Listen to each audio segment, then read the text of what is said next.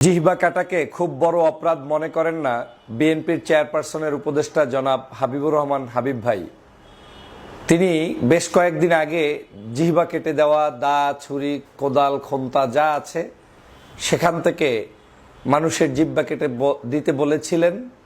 কারণ ছিল একটাই, দুই সাপের এক বিষ, নৌকা আর ধানের শীষ, এই স্লোগান যারা দিবেন তার এই বক্তব্য তিনি আবেগে দিয়ে থাকেন, বুঝে শুনে দিয়ে থাকেন, থ্রেড হিসেবে দিয়ে থাকেন, দিয়েছেন। তার পরবর্তীতে তার ভিতরে অনুশোচনা আসা উচিত যে আমার এই বক্তব্য সঠিক হয়নি, এটা আসলে দেওয়া উচিত হয়নি। বরং এখন টিভি চ্যানেলে এসে বলেছেন যে জিহ্বা কাটা এটা কি খুব বড় কিছু হলো? মানে জিহ্বা এটা তো কেটে দেওয়াই যায়, এটা খুব একটা বড় অপরাধের কি আছে? এটা তো বড় কোনো অপরাধ না।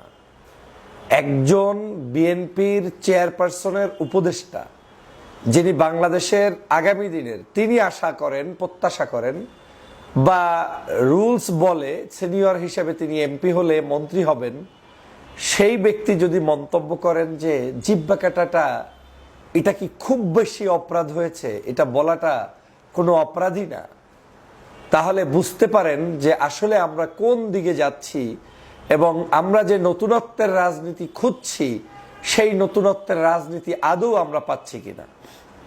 আমি আগের ভিডিওতেও বলেছিলাম যে ব্যক্তিগতভাবে আমি ওনার সাথে বহু টকশো করেছি।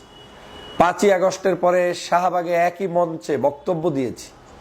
পছন্দ করা একজন ব্যক্তি, অপছন্দের কিছু নেই, কিন্তু হঠাৎ করে এই 5ই আগস্টের পরে কেন জানি আমার সেই পুরাতন বন্ধুরাই পরিবর্তন হতে চলেছেন এমনভাবে যেটাকে আর কোনোভাবেই বরদাস্ত করা যায় না, মেনে নেওয়া যায় না।